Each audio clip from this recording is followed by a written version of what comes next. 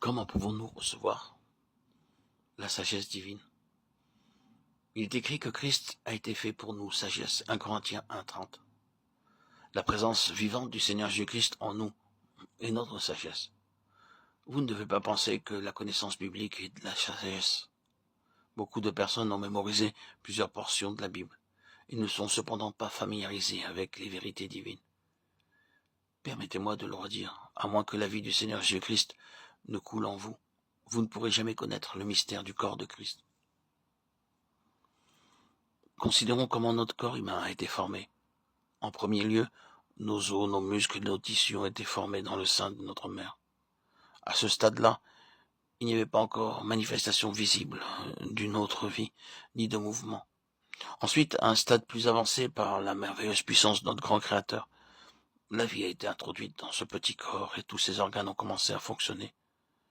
Cette nouvelle vie s'est manifestée par les mouvements du bébé dans le sein maternel. En ce jour, quelle ne fut pas la grande émotion de la future maman. Parfois, l'enfant est mort-né, le corps est bien là, mais il n'y a pas de vie en lui. Sans vie, le corps est inutile, il n'est plus bon qu'à être enseveli. Même si vous aimez beaucoup une personne, vous ne pourrez pas garder son corps sans vie. Il ne sera plus d'aucune utilité, c'est pourquoi il devra être enseveli. Dans Éphésiens 23, les enfants de Dieu qui sont sauvés sont appelés le corps de Christ. Il est donc évident que ceux qui n'ont pas reçu la vie du Seigneur Jésus-Christ ne peuvent pas être appelés membres de son corps.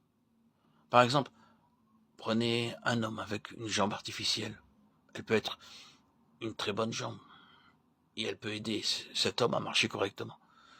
Cependant, elle ne fait pas partie de son corps. Elle doit être maintenue à sa place grâce à de nombreux écrous, boulons, vis, sangles, au risque sinon de tomber sans cesse. De la même manière, beaucoup ne sont pas nés de nouveau et la vie du Seigneur n'est pas en eux. Ils ont besoin d'un grand nombre de boulons, d'écrous, de vis, de courroies pour demeurer solidement assemblés. C'est pour cela qu'ils ont établi toute une liste de lois, de règles, de titres, de rangs et de diplômes. Par exemple, ils ont la foi. Vous devez régler une souscription de 3 ou de 4 roupies chaque année. Règle numéro 2, vous devez participer à la Sainte Table au moins 1 ou 2 fois l'an. Règle numéro 3, vous devez être en mesure de pouvoir répéter quelques prières et le credo. Si vous ne faites pas ces choses, il n'y aura ni mariage ni funérailles pour vous. Malgré tous ces efforts humains, les personnes qui sont maintenues par ces choses ne demeureront pas longtemps ensemble. Elles ne peuvent pas être considérées comme des membres du corps de Christ. Maintenant, voyons de quelle façon votre bras est rattaché à votre corps. L'est-il par des écrous, des boulons et des courroies? Non. La vie de l'homme coulant à travers chaque membre du corps les lie tous ensemble. Dans un corps humain se trouvent beaucoup de membres et d'organes. La tête, les mains, les pieds, les yeux, la bouche, les os, les muscles, les ligaments, les tissus, les veines, le sang. Quelques-uns sont grands et d'autres petits. Pas un homme n'accepterait de perdre avec joie un seul membre de son corps. Chaque membre est nécessaire et important et possède une fonction qu'il doit remplir.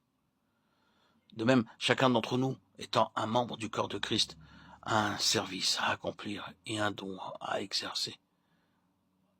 Nous devons accomplir fidèlement la part qui nous est impartie et aussi être satisfaits de celle que nous avons reçue. En Occident, les femmes mettent des vêtements d'hommes, elles portent des chemises, des pantalons. Beaucoup également portent des cheveux courts et ne se rendent pas compte qu'elles s'enlaidissent elles-mêmes. Elles veulent être des hommes et pensent que Dieu a commis une erreur en faisant d'elles des femmes. De la même manière, certains croyants disent aussi dans leur cœur, pourquoi Dieu m'a-t-il fait naître dans cette famille? J'aurais été plus heureux si cela s'était produit dans une autre famille. Ou bien, pourquoi Dieu m'a-t-il donné un mari ou une femme ou une belle-mère comme celui-là? En tant qu'enfant de Dieu, nous devons croire que tout ce que Dieu a fait est bien fait. Qui que vous soyez, si vous êtes un membre du corps de Christ, votre service est d'égale valeur et d'égale importance pour Dieu